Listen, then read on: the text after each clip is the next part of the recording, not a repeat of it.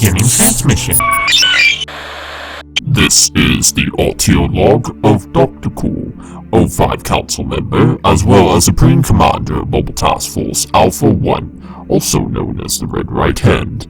Hello everyone. Today's article file reading comes in from a Mr. Eric Southard. I hope once again I pronounced that name right. Let us jump into this file for today, shall we? Item number SCP-1510. Object Class Safe. Special Containment Procedures. SCP-1510 is to be kept in a standard storage compartment in the Artifact Containment section of Site-19, kept dry and cool to prevent any damage to the fragile metal. It is to be polished and checked for rust every 2 weeks. A D-Class personnel is to wear SCP-1510 for 2 hours every day in order to allow interviews and mental health personnel access to SCP-1510-1.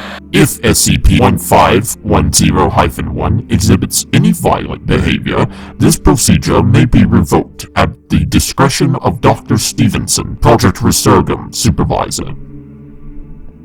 Description: SCP-1510 is a standard bronze Roman infantry helmet dating to the Marian reforms of the year 107 BC. The helmet bears no marks to distinguish it from other similar helmets, and shows appropriate signs of aging. The helmet shows no anomalous properties unless worn by a man of the ages 28 to 35, most likely due to the nature of the entity residing in the helmet, henceforth referred to as SCP-1510-1. When worn by a man of the appropriate age, SCP-1510-1 will manifest, overriding the wearer's personality entirely until it is removed, whereupon it will return to normal. The wearer will have no recollection of the time the entity had control over his body. Subsequent scans reveal no lasting effect on brain chemistry, nor any lasting residue of SCP-1510-1's personality. When addressing SCP-1510-1, will identify himself in classical Latin of the Central Italian dialect as Publius Carthophilis Aetius, a Roman soldier formerly under the command of Consul Gaius Marius, who fought in the Jugurthine War and found his death in unclear circumstances the night following the triumphs of that war. See interview logs below. SCP-1510 was recovered after the Foundation intercepted reports of a man wearing an antique Roman helmet rampaging across the streets of Italy. The man was shouting profanities in Latin and attacking passers-by by a spade, and after being arrested by the local police and having his helmet removed, showed no recollection of the events, nor any skill in speaking Latin. The Foundation recovered the helmet and had the man, a known grave robber, committed to an asylum after questioning and the administration of Class C anesthetics. Initial testings of SCP-1510 proved fruitless, until a D-Class personnel of suitable age was selected. At first, the personnel wearing the helmet showed signs of aggression and confusion and refused to communicate with research crews. But after several tests, SCP-1510-1's aggression subsided and the subject became more cooperative, which made interviewing it possible. Now, addendums. Addendum SCP-1510-1-1. The following is a transcript of the 6th and 7th attempts of communicating with SCP-1510-1. These are the first successful interviews with the subject, and I shall be playing them now. Good afternoon, SCP-1510-1. I'm glad to see you decide to cooperate. I apologize of my previous behavior. You must understand, all of this is not easy to accept. I would imagine so. Would you mind answering a few questions? I will answer as best as I am able, which I suspect will not be much. Very good. Could you describe the events leading to your current state? The war with Numidia was finally over and Consul was leading King Jugurtha back to Rome in chains. His Quesitor, Sulla, ordered me and the rest of my cohort to guard the captured king on the way home. We drew straws for guard duty, and I got the last night before the Triumphus, which was a shit appointment. I had to guard the bastard while the rest got to celebrate. What happened that night? Jugurtha asked for my name, then tried to persuade me to let him go. He tried to plead, bribe me, threaten me, anything to avoid the fate that was in store for him. When he saw me wouldn't get anywhere with me, he started to curse me fouler words than I've never heard. What did he say? He used this old ritualistic formula. I remember every word. Spirits of the underworld, I consecrate and hand over to you. If you have any power, Publius Carthithilus Aetius, whatever he does, may it all turn to ash. Spirits of the netherworld, I consecrate to you his limbs, his head, his shadow, his brain, his mouth, his nose, his speech, his breath, his liver, his heart, his lungs, his intestines, his stomach, his arms, his hands, his knees, his calves, his heels, his toes. Spirits of the netherworld, if I see him wasting away, I swear that I will be delighted to offer a sacrifice to you. A king's sacrifice.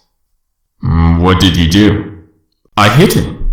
Hard. Curses like that are not going to be taken lightly. And then? The following day we paraded Jugurtha through the streets of Rome, chained and disgraced. The citizenry tore off his clothes and jewelry, even ripping off an earlobe with his earrings. He didn't seem to mind the entire time. He was staring at me, smiling even when we threw him in the Tulimanum to starve. That night, me and my comrades celebrated our victory. And how did you celebrate? Drinking, feasting, whoring, everything a man could want. I passed out in some alley sometime in the early hours of the morning. When I woke, I would rather not talk about it. SCP-1510-1, if you want us to help you, we need to understand exactly what happened to you. Please proceed. Very well. When I woke up, I found my body rotting. My arms and my legs were festering, gangrenous. My stomach was ripped open as if by some wild beast, and crawling with maggots and flies. A crow was feasting on my eyes, and my nose was gone. But still I could see and smell, feel every little bit of torment my body was enduring. Even after so long, I still remember every moment of it. Please continue. Please, no more. What happened next? I can't. Please, give me some time. Give me the darkness. Very well. We shall continue tomorrow. Good morning, SCP-1510-1. I hope you are feeling better. I do, thank you. The darkness, it helps. I am ready to continue. Excellent. Go ahead. I watched myself rot for hours. The pain was intolerable, but I did not lose consciousness. I don't think I was able to anymore. I was trapped in a prison of dying flesh, feeling its agony, but completely unable to control it. Unable to die. Eventually, I was discovered. 2 beggars bumped into me in the dark, and once they saw what I became, fled and returned with a haruspice. When he came, he performed his holy art on me. He couldn't have known I felt every slash of his blade. Holy art? Are you referring to haruspice? To my knowledge, it was only performed on animals. I was no more than that to him by that point. He said I was marked by the Furies, a herald of tyranny reborn. I saw this on my entrails after he was done. He ordered the beggars to remove me from Rome, so that my foul presence could not mar the city any longer. Still in uniform, they buried me in an unused burial site outside the city. I suppose they felt they owed me this much.